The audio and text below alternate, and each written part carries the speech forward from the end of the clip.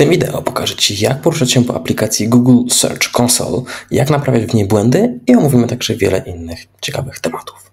Tu po kolei z boku widzisz agendę naszego dzisiejszego wideo spotkania i po kolei przelecimy przez takie tematy właśnie jak czym jest właściwie Google Search Console, dlaczego warto je mieć, a także inne, które widzisz tutaj z boku.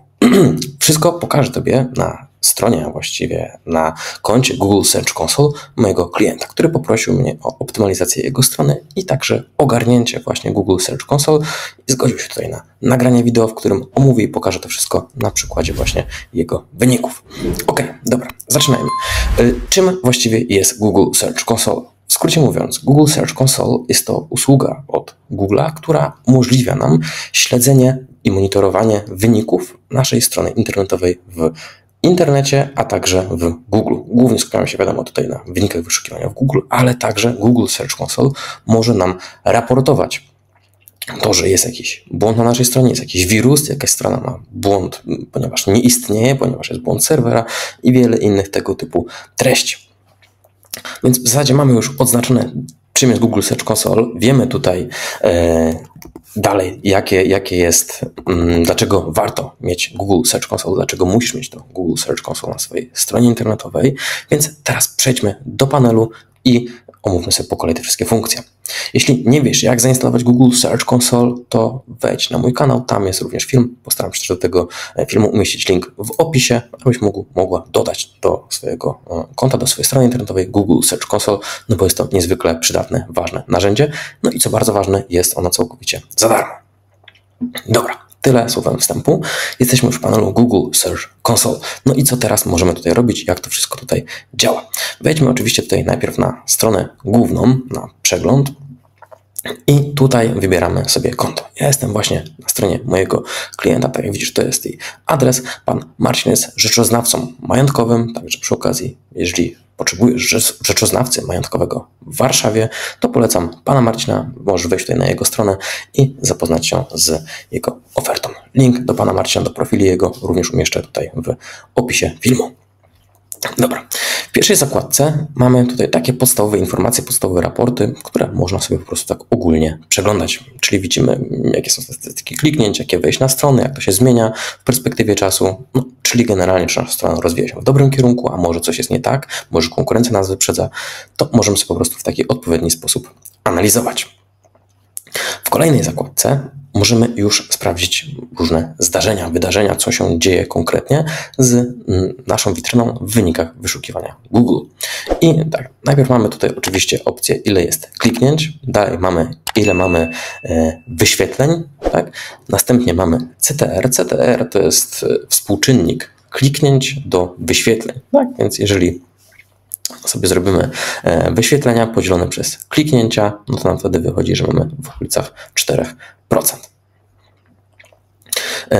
Następnie mamy średnią pozycję. To jest akurat ukryte do myślenia. Można sobie to wszystko aktywować. Już zaraz pokazuję. Przesunę się tutaj na bok. I kiedy klikamy sobie w to, to tu niżej od razu pojawia się nam wykres, gdzie będziemy widzieli naszą pozycję. Czy ta pozycja rosła, spadała i tak dalej. Zjeżdżamy sobie oczywiście jeszcze niżej, aby zobaczyć te wszystkie wyniki, jak to dalej to się tutaj do siebie wszystko ma. W tym miejscu możemy oczywiście jeszcze zmienić miejsce, w którym chcemy zobaczyć nasze wyniki, tak? Czyli na przykład, żeby to była typowo wyszukiwarka, żeby to był internet, tak? Mogą to być tylko obrazki, mogą to być tylko wideo, mogą to być newsy, ale web to są wszystkie te tutaj parametry, więc dlatego myślę, że warto zostać przy web. Oczywiście, jeśli masz bardzo dużo danych, bardzo szczegółową witrynę, bardzo mocno rozwiniętą, jest naprawdę dużo zdarzeń, no to możesz sobie wtedy sprawdzać, ile jest z obrazków, czy może warto jeszcze inwestować dalej w ich optymalizację, no albo nie. W przypadku tutaj, tak jak widzisz, jest tych kliknięć, wejść na stronę 11, no to z obrazków może jest jedno, może dwa, więc nie ma co tak naprawdę tutaj na to w tym momencie zwracać uwagi.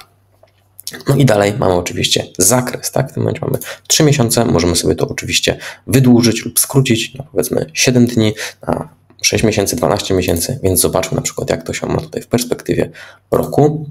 Robimy zastosuj, no i tak jak widzisz, w perspektywie roku mamy tutaj 21 kliknięć, 720 wyświetleń, no i współczynnik 2,9, średnia pozycja 15, więc można powiedzieć, że strona nam się tutaj powolutku jednak rozwija, tak? Bo współczynnik kliknięć mieliśmy 4%, jak dobrze pamiętam, pozycja była w okolicach chyba 14%, no i tych wyświetleń też było lepiej w stosunku do kliknięć, tak? Czyli powiedzmy, że idziemy w dobrym kierunku, co można też w sumie tutaj zobaczyć później dalej na wykresach.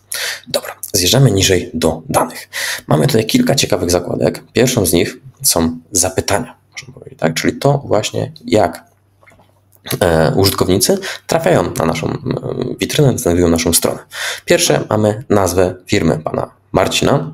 No, stosunkowo łatwo jest się wypozycjonować na tego typu frazę, tak? No bo jeżeli jest to oryginalna fraza, no to nie będzie nikt z nami na nią konkurował, tak? Jeżeli byśmy zrobili na przykład sklep sportowy, buty do biegania, czy na przykład właśnie to, nad czym będziemy u pana Marcina pracować, czyli wycena nieruchomości, rzeczoznawca majątkowy w Warszawie, z Warszawy i tak dalej, no to wtedy jest to znacznie trudniej zrobić, no bo w takim dużym mieście jak Warszawa jest z pewnością dużo innych, również konkurencyjnych rzeczoznawców. Ale jest tylko jedna taka firma, dlatego na nią będzie się stosunkowo łatwo podsumować i tak jak widzisz, tutaj mamy kliknięcia 14, dalej mamy ile mamy wyświetleń i pozycję mamy tutaj numer 4. Swoją drogą ciekawe, czemu dopiero 4, no to można było później zweryfikować, sprawdzić. Ok, ale to jest wynik, pamiętajmy, że z 12 miesięcy, tak? Więc jeżeli sobie to tutaj zmienimy na aktualne na przykład ostatnie, powiedzmy właśnie to 28 dni, mam nadzieję, że będzie jakiś wynik, to zobaczymy aktualnie pozycję, jaką mamy, tak? Czyli mamy na naszą frazę tutaj, myśmy aż 4 kliknięcia, więc fajnie, wyświetlenia 31, no i pozycja, nawet spadła, mamy 4,9, no dobra. Ale tak to działa, tak to widzisz, jak to wygląda. I dalej, mamy podane frazy, przez które nasi użytkownicy, nasi klienci trafiają do nas, tak? Czyli mamy na przykład wycena domu Warszawa. Więc jest to bardzo fajna fraza, na którą my z panem Marcinem jeszcze akurat nie pracowaliśmy, jeszcze na tą frazę nie tworzyliśmy żadnych treści, a mimo to jest już na tą frazę jakieś zapytanie, tak? Oczywiście wycena domu pojawiała się w usługach, było to wspominane, ale typowo strona, która była skierowana pod wycenę domu Warszawa, jeszcze nie stworzyliśmy, a już widać, że są jakieś tutaj wyświetlenia. Oczywiście dalej możemy sobie w to kliknąć i zobaczyć, jaka strona odpowiada temu zapytaniu. Więc wtedy widzimy, że do wyceny domu Warszawa mamy to zapytanie i dalej możemy sobie właśnie przejść w zakładkę Pages. Jeżeli masz polską wersję, to jest po polsku również chyba dostępne, czyli będą tutaj strony. No i teraz widzimy, jakie strony pasują do tego zapytania, czyli wycena domu Warszawa.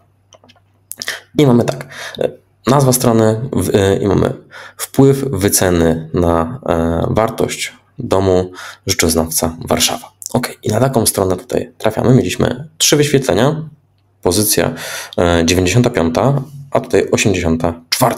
Ok, to są pozycje bardzo, bardzo, bardzo odległe, no ale mimo to widać, że ktoś możliwe, że bardzo zawzięcie szukał, albo mógł to być jakiś bot, którego Google nie rozpoznał, ale raczej Google dość dobrze rozpoznaje boty, więc powiedzmy, że ktoś musiał się przekopać i dotarł na tą stronę z wynikami, tak? Więc mamy 95 pozycję, no a ktoś tutaj na to trafił. Oczywiście to jest średnio, tak? Średnia pozycja 95 to oznacza, że raz mógł ktoś wpisać, powiedzmy, rzeczoznawca, wycena domu Warszawa, będąc w Warszawie blisko lokalizacji pana Marcina i miał pozycję, powiedzmy, 7, a mógł ktoś wpisać, będąc na drugim końcu Warszawy, przez co zaproponowało mu innych rzeczoznawców, którzy po prostu bliżej. Było to dopasowane lepiej do intencji zapytania użytkownika. Dobra. Teraz mam nadzieję, że już wiesz, o co w tym chodzi, jak to jest tutaj łączone, jak to można sobie tutaj sprawdzić. Możemy jeszcze sobie to wszystko cofnąć, jeszcze raz wejść tutaj w te ustawienia z powrotem i sprawdzić generalnie, na jakie strony użytkownicy trafiają. I wtedy widzimy, że użytkownicy trafiają właśnie na przykład na blog, tak, że szukają bloga, że im się wyświetla, że nawet ktoś jeden kliknął na blog, że mamy tutaj wycena nieruchomości Warszawa, tak, że to też ktoś na tę stronę tutaj sobie trafia i one są wyświetlane w Google, do tego warto będzie się nimi później dalej zająć. Dobra, mamy omówiony generalnie, można powiedzieć, wstęp, czyli to, jak sprawdzać statystyki i jak to, można powiedzieć, kontrolować. Oczywiście wtedy wiemy, jakie strony już sobie jakoś nieźle radzą, które warto było doszlifować, żeby może wystrzeliły jeszcze bardziej w górę, no a które na przykład w ogóle nie mają potencjału, tak? I wtedy trzeba podjąć po prostu decyzję, czy inwestujemy dalej w to czas, pieniądze i tak dalej, rozwijamy daną stronę, czy wolimy się skupić na tych, które już gdzieś tam wyżej są. Mamy tu oczywiście jeszcze kilka innych zakładek, ale to już są takie bardzo szczegółowe, które niewiele nam tutaj mogą podpowiedzieć, tak w takim podstawowym, powiedzmy, zakresie. Także mamy na przykład kraje, tak, czyli kto z jakich krajów jest. Oczywiście wiadomo, jeżeli by się okazało, że jest bardzo dużo użytkowników z jakiegoś innego kraju, no to wtedy może warto było dodać jakiś język, stworzyć to w jakimś inną treść, tak. Dalej mamy urządzenia, oczywiście zazwyczaj jest tutaj więcej urządzeń mobilnych. Najwięcej, tutaj akurat mam więcej osób z desktopu do nas trafia, potem jest mobile, tak sobie na to spojrzymy. Ale to można pokazać, że właśnie wtedy strona musi być na przykład bardzo dobrze zoptymalizowana pod urządzenia stacjonarne. Tak? No, akurat zazwyczaj jest tak, że około 60, 70, 80% ruchu jest z urządzeń mobilnych, więc dlatego wszystkie strony muszą być perfekcyjnie dopasowane pod urządzenia właśnie mobilne, smartfony i tablety.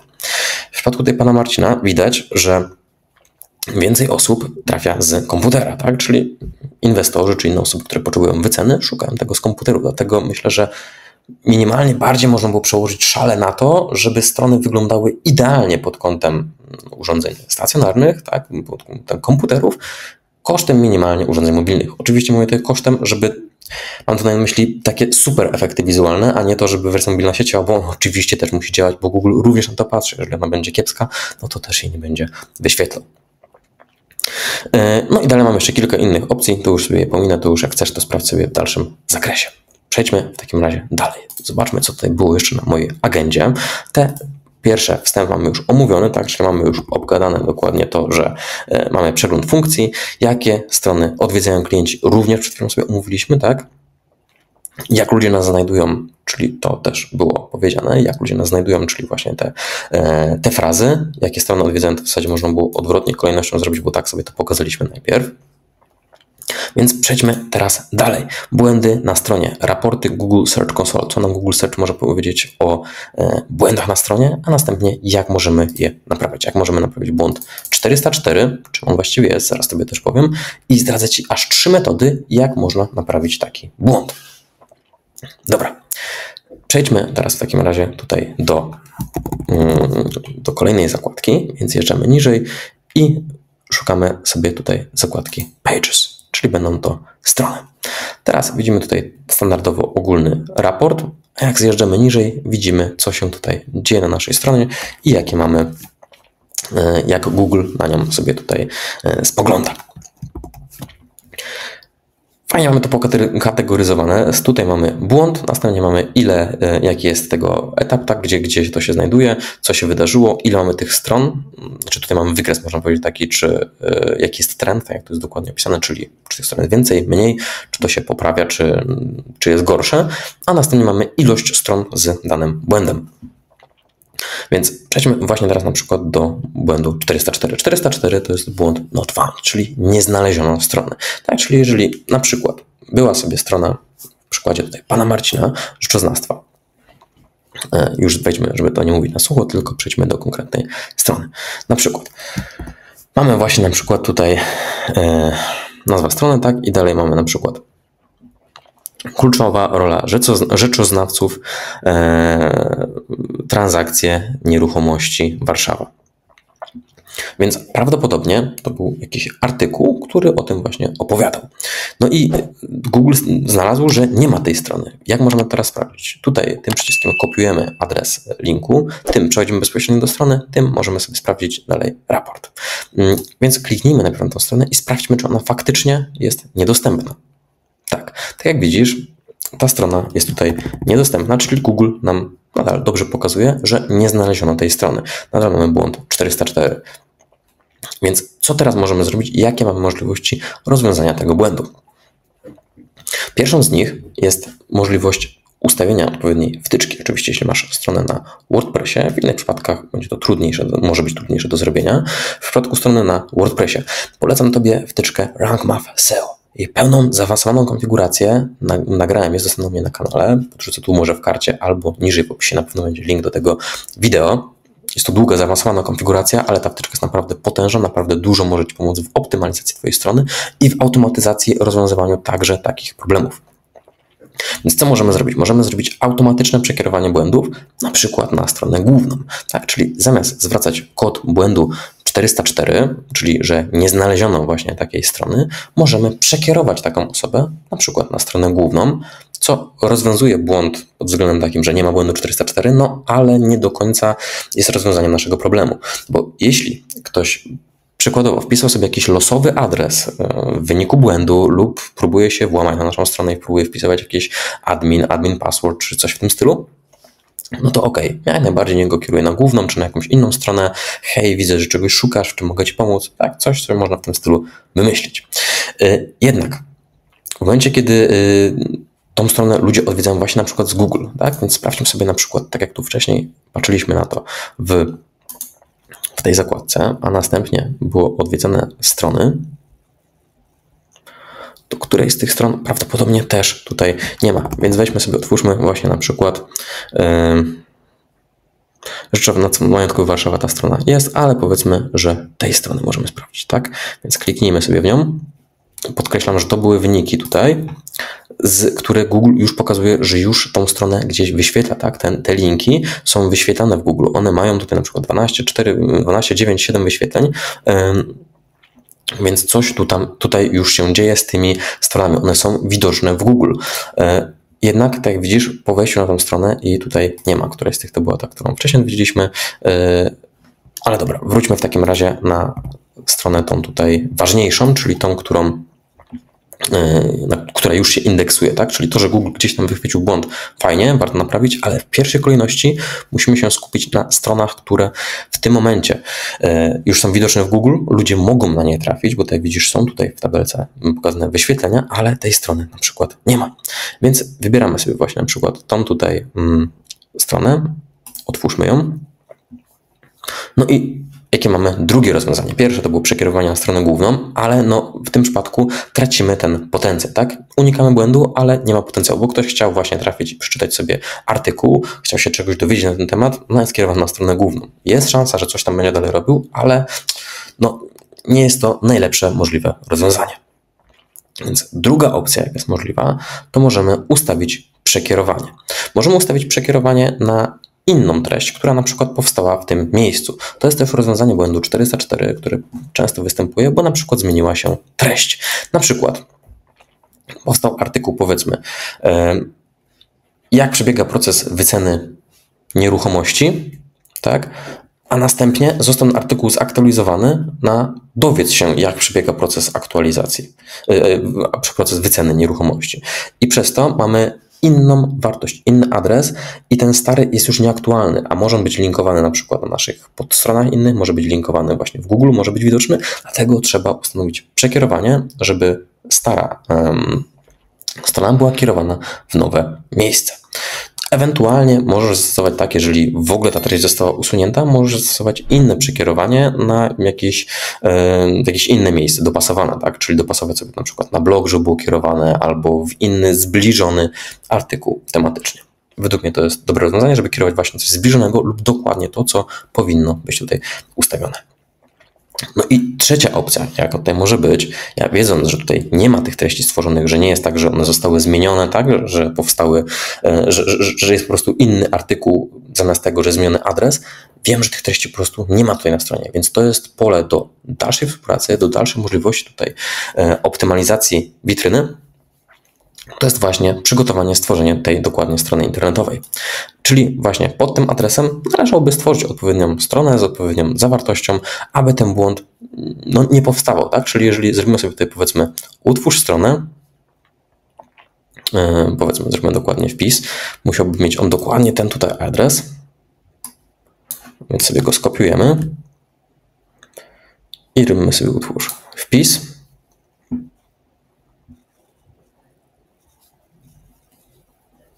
Nazwijmy go sobie jakoś tutaj, powiedzmy, wpiszmy sobie tutaj test. Nazwijmy go sobie oczywiście tutaj jakoś testowy. Oczywiście to będzie robił bałagan, dlatego ja go po chwili od razu już tutaj zaraz wyłączę. I robimy sobie publicznie natychmiast OK i zmieniamy sobie tutaj adres URL tego wpisu. Jak go tutaj można zmienić? Tutaj z tej pozycji nie można go sobie tutaj widzę zmienić. Trzeba wtyczkę Rank Map chwilowo wyłączyłem. Dobra, wejdźmy w takim razie w Zapiszemy to i zrobimy w edycji całej strony, będzie można zobaczyć. Opublikuj i wracamy na stronę główną szybko. Tutaj do panelu administratora i edytujmy sobie w takim razie wpisy, wszystkie wpisy. Tak, i to był tutaj, jak dobrze pamiętam, go nazwałem test. Więc musimy sobie teraz szybko znaleźć testowy. OK, mamy. Tutaj robimy sobie szybką edycję. I tutaj niżej musimy wkleić nasz skopiowany adres. Tu na początku chyba jeszcze zjadłem literkę L. Tak jest. Więc dajemy lokalizację. OK. Robimy aktualizuj. Super. No i teraz sprawdźmy tutaj w performance, czy ten błąd będzie dalej występował. Klikamy sobie w link, otwórz. I tak jak widzisz, błąd już nie występuje, mamy nasz testowy wpis. Oczywiście ja go już w tym momencie od razu tutaj blokuję, już go zrobię od razu na kosz, albo możemy zrobić na szkic, powiedzmy. Albo dobra, kosz już nie będziemy robić bałaganu, będzie łatwiej zrobić to na kosz. Dobra. Super, a więc wróćmy w takim razie jeszcze tutaj do stron i do błędów. Więc wchodzimy w strony i przyjrzyjmy sobie jeszcze raz, jakie mamy tutaj dostępne błędy. Mam nadzieję, że teraz wiesz dokładnie, jak rozwiązać błędy 404. Ja tutaj panu Marcinowi oczywiście z tym, mam nadzieję, że będę dalej pomagał w ramach naszej współpracy.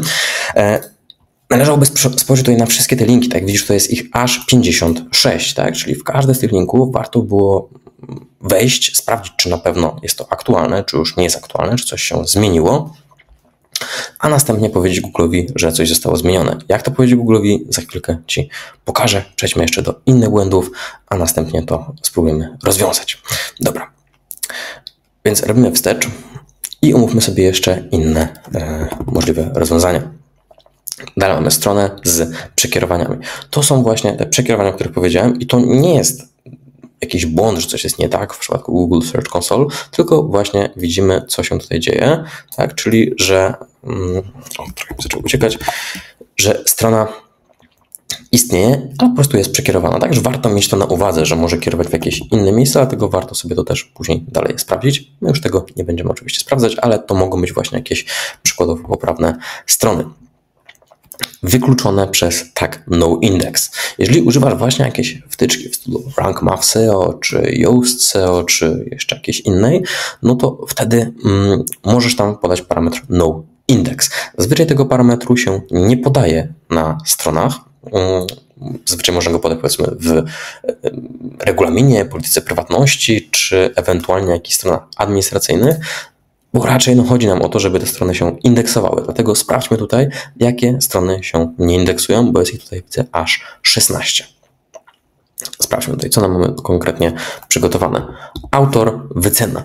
No nie indeksujemy strony autora. Myślę, że to jest rozwiązanie, tym bardziej, że nazywa się wycena. Myślę, że w porządku. Nie indeksujemy strony dołącz, nie indeksujemy WP login, WP login wszędzie, WP login. Więc nie jest to, myślę, że jakiś błąd, który by wymagał nie wiadomo jakie poprawy. Możemy jeszcze sprawdzić, chyba tutaj widzę dalsze strony. Tak, było 16, więc sprawdźmy, czy jeszcze jakieś. I tu widzimy, że już coś się dzieje. WP login, no to można się domyśleć, polega na logowaniu do WordPressa, tak? No i tego myślę, że nie trzeba przypominać. Oczywiście, jeśli jest to portal jakiś wielki, taki jak Facebook, Allegro czy coś w tym stylu, no to często użytkownicy zamiast szukać przycisku zaloguj, wpisują właśnie w Google na przykład logowanie Allegro, Allegro zaloguj, czy coś w tym stylu. No i dobrze jest wtedy, żeby taki wynik wyskoczył, bo wtedy ktoś sobie klika po prostu zaloguj i od razu ma formularz logowania, nie musi tego szukać na stronie. Oczywiście wiem, na stronach jest to stosunkowo proste, ale tak niektórzy ludzie działają. Tutaj widać, że mamy noindex. Nie wiem, co się znajduje pod tym adresem, więc możemy przejść, zobaczyć. Czyli generalnie tutaj powinno być też błąd 404, bo nie znaleziono strony, a niekoniecznie, że jest noindex, tak? Też można to w ten sposób naprawić. Tutaj mamy strona druga, no tu już widzieliśmy, że jest błąd, więc tego nie będzie raczej. Author user page, strona druga, tak, czyli wpisy, które stworzył autor user. No zakładam, że też ich może nie być, tak, więc dlatego mogą być sobie wykluczone przez ten tag noindex, bo ich po prostu nie ma. Ale lepszym rozwiązaniem właśnie, żeby po prostu zniknęły te problemy, można po prostu zamiast dawać noindex, które Google traktuje, nie traktuje jako błąd. Po prostu warto wiedzieć, jak to działa, co ma na celu noindex, no, żeby wiedzieć po prostu, jak to rozwiązać, tak? Można wtedy przekierować na stronę główną lub coś w tym stylu ustalić, tak? Czyli jeżeli usunęliśmy na przykład użytkownika, autora o nazwie user, już go nie ma, to możemy ustawić przekierowanie w łatwy sposób. Też dodam do tego film, jak ustawić przekierowanie w Rank Math SEO. Wideo będzie poniżej. Zobaczysz sobie właśnie, jak ustawić na przykład do takiego linku przekierowanie, czyli jak ktoś wszedłby pod taki link, Google by go zobaczył, zostanie skierowany na przykład na stronę główną albo na stronę o mnie, no to już możesz sobie coś tam wymyśleć. Ok. Więc zróbmy sobie tutaj jeszcze wstecz. Ja się tutaj pomniejszę, żeby było więcej miejsca na ekranie. I mamy dalej. No index tag, ok. Problem z przekierowaniem. Widzimy, że tutaj jest jedna strona ma problem z przekierowaniem, więc też sprawdźmy tutaj, co to jest za błąd. Musimy oczywiście zjechać niżej, żeby zobaczyć nasz przykład. Ok, wycena nieruchomości i tak dalej. Ok, czyli to może być jakaś już faktycznie strona, która istnieje, która jest ciekawa, ale jest pokazane, że jest błąd z przekierowaniem. No ja widzę, że strona nie istnieje, a nie, że jest błąd z przekierowaniem, więc ciekawe, dlaczego Google tak to zinterpretował, ale nie będziemy teraz tutaj zgłaszać im tego błędu, no bo bez sensu zgłaszać błąd w tym momencie, że strona nie ma błędu z przekierowaniem, tylko strona po prostu nie istnieje. Tak? No, niewiele nam to zmieni, będzie inny status, a nam chodzi o to, żeby strona działała jak najlepiej, było jak najwięcej tutaj ciekawych, atrakcyjnych treści dla użytkowników, też przy okazji dla wyszukiwarki Google. Ok, jak można więc to rozwiązać? Pokażę to właśnie na tym przykładzie. Tutaj, tak jak zauważyłeś, mamy 3 klawisze. Pierwszy, tak jak wspomniałem, do kopiowania, drugi, tak jak zauważyłeś po poprzednich akcjach, otwiera się w nowej karcie ten link, a trzeci mamy do zbadania. Za pomocą tego adresu możemy właśnie sprawdzić, co się tutaj dzieje, jak Google na to patrzy na naszą stronę i co się tutaj dzieje. Czyli właśnie na przykład nie znaleziono w mapie strony, tak, w sitemap. To za chwilkę też powiem, czym to jest i jak to działa. Dalej, inne mamy, całą masę innych statystyk, możesz sobie po prostu to wszystko tutaj przejrzeć, możesz przeczytać więcej, możesz otworzyć raport, no i więcej innych szczegółów. Ale jeżeli właśnie na przykład strony nie ma lub jest jakieś zmiany, została wprowadzona, to wtedy po kliknięciu w tą lupkę możesz sobie tutaj kliknąć Request Indexing albo wymuś indeksowanie, czy coś w tym stylu, wymuś przekierowanie. Jakoś tak powinno się tutaj nazywać, jeżeli masz też wersję polską. Ja tego tutaj nie będę klikał, tak jak wspomniałem, żeby nie wymuszać bez sensu jakichś działań, ale zaraz Ci pokażę, jak to działa w przypadku innych stron, bo tu przechodzimy zaraz do kolejnego punktu naszej agendy spotkania. Jak naprawić błędy mamy, jak naszą stronę widzi Google. Za chwilkę właśnie Ci to zaraz pokażę. I jak wymusić indeksowanie, właśnie Ci po części teraz pokazałem, tak? Czyli właśnie klikając w ten przycisk. Możemy też naprawić błędy w jeszcze inny sposób. Zobacz, kiedy wchodzimy w Pages, to mamy tutaj często takie coś jak strony zeskanowane, ale jeszcze nie zaindeksowane, tak? Można to tutaj nazwać. Więc zobaczmy sobie to, otwórzmy i zobaczmy, co się tutaj dzieje. Mamy pokazane, że jest jakieś, są błędy, które warto było tutaj też przeanalizować, też mi się przyjrzeć. Oczywiście tu niżej standardowo mamy przykłady stron z tymi błędami i tutaj możemy zobaczyć sobie oczywiście szczegóły, żeby powiedzieć więcej, a następnie, jeżeli już zostaną wprowadzone te wszystkie zmiany, tak, o których tutaj jest wspomniane, że jest błąd jakiś tam, tak, zostały te błędy popisywane. Dokładnie tu mamy 74 oczekujące, błędy 27. Możemy właśnie zobaczyć, co się tutaj dzieje w tych błędach. Możemy przejść sobie na te strony i je posprawdzać. To następnie możesz kliknąć właśnie tutaj w ten przycisk Start New Validation i dostaniesz wtedy maila z powiadomieniem, że zostało to sprawdzone, może to potrwać kilka dni i tak dalej. Ja nie będę tego klikał, oczywiście, tak jak wspomniałem, bo nie zostały wprowadzone tutaj działania, więc bez sensu to mielić. Ok. Jak naszą stronę widzi Google? Żeby móc to sprawdzić, strona musi być zaindeksowana. Więc ja pokażę na przykładzie strony głównej. Możemy to zrobić właśnie tutaj przez kliknięcie w to miejsce, czyli URL Inspection. I sprawdźmy sobie tutaj stronę główną, tak jak wspomniałem. Czekamy chwilkę, aż zostanie to przemielone. Tutaj Google sprawdzi te nasze wyniki. Powinno to zazwyczaj zająć kilka, może kilkanaście sekund. OK. mamy tutaj potwierdzenie, tak jak widzisz w porównaniu do poprzedniej strony, której nie było w Google, ta jest w Google, czyli wszystko się zgadza. Tutaj dla odmiany mamy pozytywne raporty wszędzie, więc wszystko mega, super fajnie. I dalej, co możemy sobie tutaj zrobić, to możemy zrobić live test. Czyli taki test na żywo, zobaczyć, co się tutaj dzieje, jak Google widzi naszą stronę, żeby jeszcze raz sprawdzić, czy na pewno wszystko się zgadza, czy może Google nie znalazł jakichś dodatkowych błędów i porównamy sobie też to z aktualną wersją naszej strony, czy na pewno wszystko się zgadza. No, dzięki temu będziemy mieli jakiś punkt odniesienia. Ok, wszystko się już załadowało i co teraz możemy sobie tutaj zrobić w tym live test? Tutaj widzimy od razu w tym momencie, jaki mamy podgląd kodu HTML. Możemy sobie go przejrzeć, oczywiście jeśli Cię nie chce, nie znasz kodu HTML, to tu jest obok zaraz zakładka Screenshot. I w tym miejscu widzimy, oczywiście tutaj jest rzeczoznawca do spraw nieruchomości, Warszawa, to jest oczywiście zdjęcie pana Marcina i możemy dalej przewijać sobie, zobaczyć, jak ta strona się tutaj prezentuje na screenie. Jeszcze raz, korzystając z tego, że teraz już jest pan Marcin tutaj widoczny w pełnej okazałości. Jeżeli potrzebujesz rzeczoznawcy do spraw nieruchomości w Warszawie, to polecam skontaktować się z panem Marcinem. Ok. I to mamy zrobione. Tu możemy jeszcze sobie zobaczyć więcej informacji, jak i więcej szczegółów, rozwinąć informacje na ten temat. Podkreślam, że działa to tylko i wyłącznie w przypadku, kiedy strona jest zaindeksowana, ale warto sobie to sprawdzić, warto sobie to zerknąć. Ok.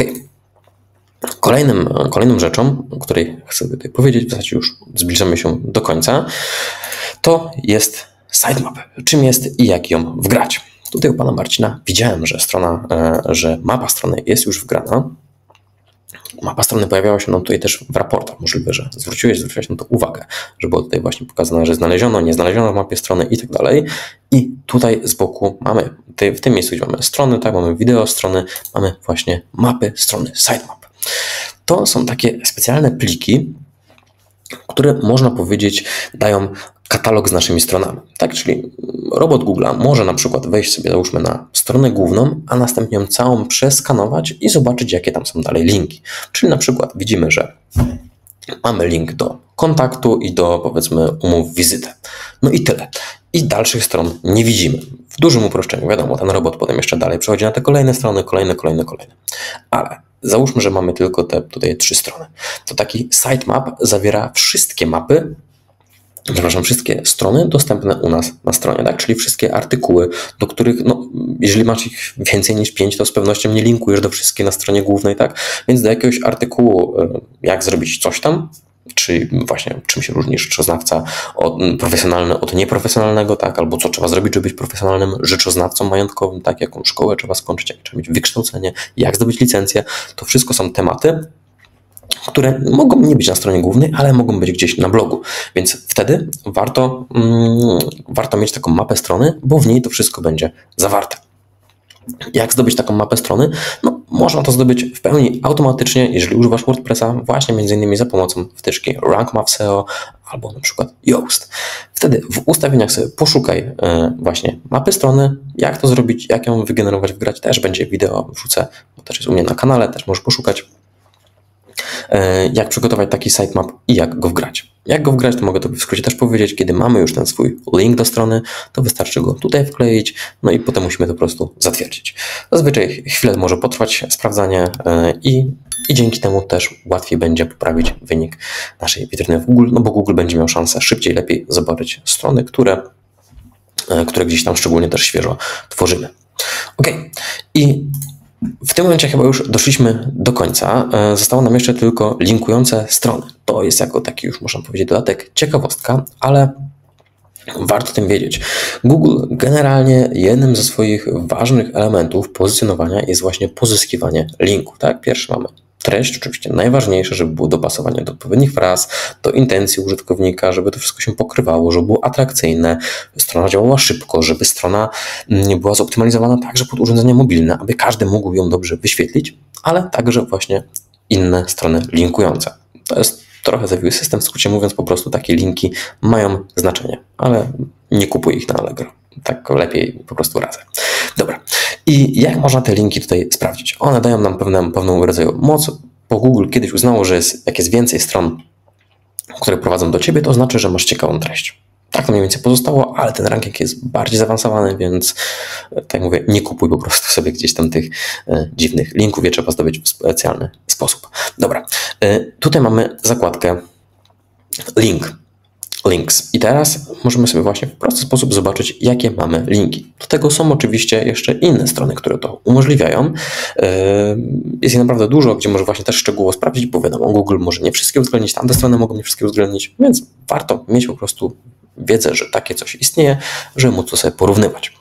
Ale jak to działa? Mamy top linked page, czyli jakie mamy top najczęściej linkowane strony, ale to mamy zewnętrzne linki. Tak? Czyli mamy właśnie do strony głównej ktoś linkuje, top linkujące strony, czyli to jest właśnie pana Marcina inna strona, która kiedyś była stroną główną. Nie wiem, czy ona jest jeszcze aktualna, czy już nie, ale ta strona prowadzi właśnie tutaj do naszej nowej strony, nad którą ja pracowałem. I dalej możemy zobaczyć sobie właśnie tutaj internal links, czyli wewnętrzne linki. Wewnętrzne linki, no to są właśnie to, co wspomniałem wcześniej, czyli możliwość łączenia się pomiędzy swoimi podstronami. Także na przykład z zakładki rzeczoznawca majątkowy kierujemy na to, jak zostać rzeczoznawcą majątkowym. Jak zostać rzeczoznawcą majątkowym, sprawdzamy, na co zwrócić uwagę podczas wyboru rzeczoznawcy majątkowego. Tak? I tak dalej, tak dalej, tak dalej. To gdzieś tam te frazy mogą się przewijać. Jeżeli chcesz wiedzieć też, jak to zrobić, to polecam Tobie skorzystać z wtyczki Internal Link Juicer, jak ją obsługiwać, jakie ma możliwości, jak to wszystko działa. Oczywiście też wrzucam link w opisie. Tak, w momencie, kiedy przejąłem stronę pana Marcina, ta wtyczka już była zainstalowana, także bardzo fajnie. Mam nadzieję, że trafił tam pan z mojego wideo, z mojego polecenia. Bo wtyczka naprawdę jest bardzo fajna, pozwala zautomatyzować cały ten proces, żeby to szybciej po prostu automatycznie działało. Nie musimy pamiętać o tym, żeby jak łączyć te treści, wymyślać, tylko wtyczka po ustawieniu odpowiednich fraz połączy nas automatycznie. No dobrze, w ten sposób doszliśmy do podsumowania. Jakie są wnioski? No, wnioski są z tego takie, że Google Search Console jest to niezbędne narzędzie i uważam, że każdy powinien je mieć zainstalowane, szczególnie ze względu na to, że jest to darmowe narzędzie. Jeśli byłoby płatne, tak jak inne rozwiązania, na przykład SEMrush, Ahrefs czy coś w tym stylu, no to wtedy myślę, że szczególnie w warunkach domowych warto się zastanowić, czy wydawanie kilku stówek miesięcznie ma aż taki sens. Ale z darmowych wersji myślę, że warto korzystać, a tym bardziej Google Search Console. Jakie możliwości daje nam Google Search Console? Tak jak wspomnieliśmy na początku, daje nam możliwość śledzenia, jak użytkownicy nas znajdują, na jakie strony trafiają, jakie błędy są na naszej stronie, jak można to rozwiązywać, jak inni ludzie nas widzą, do nas linkują, a także możemy jeszcze informować o innych rzeczach. Ale tutaj jest jeszcze jedna rzecz, która mi się teraz wpadła do głowy, dlatego zeskoczyłem do innego tematu. To możemy tutaj także sprawdzić jeszcze bezpieczeństwo. Mamy tutaj taką zakładkę, gdzie możemy również sprawdzać bezpieczeństwo, czyli to, co się dzieje, czy jakieś wirusy się nie pojawiły, czy inne tego typu rzeczy. Tutaj nie znaleziono żadnych wirusów, więc bardzo, bardzo fajnie. Tu możemy jeszcze sprawdzić optymalizację pod urządzenia mobilne, czy jest wprowadzana. Tutaj możemy jeszcze sprawdzać sobie bułkę tartą po polsku, to nie wiem, jak to tłumaczę, ale bułka tarta brzmi bez sensu. To jest menu nawigacyjne, tak można by to było nazwać, ścieżka nawigacyjna, tak? Czyli mamy na przykład strona główna, blog, podróże, nie wiem, Bali, powiedzmy, tak? To jest nasza tutaj ścieżka. I w tym miejscu można też to sprawdzać, kontrolować, czy to wszystko fajnie działa. Ok, tak więc wracając jeszcze raz do podsumowania, myślę, że to narzędzie jest zdecydowanie niegodne polecenia, ale warte uwagi i powinieneś je mieć na swojej stronie, no i z niej korzystać. Dziękuję za uwagę i jeśli masz ty jakiekolwiek pytania, potrzebujesz jakiegoś pomocy, wsparcia, na przykład właśnie tak jak pan Marcin, w optymalizacji treści, czy też optymalizacji, ogarnięciu Google Search Console, to zapraszam do kontaktu. Do zobaczenia w kolejnym wideo. Cześć!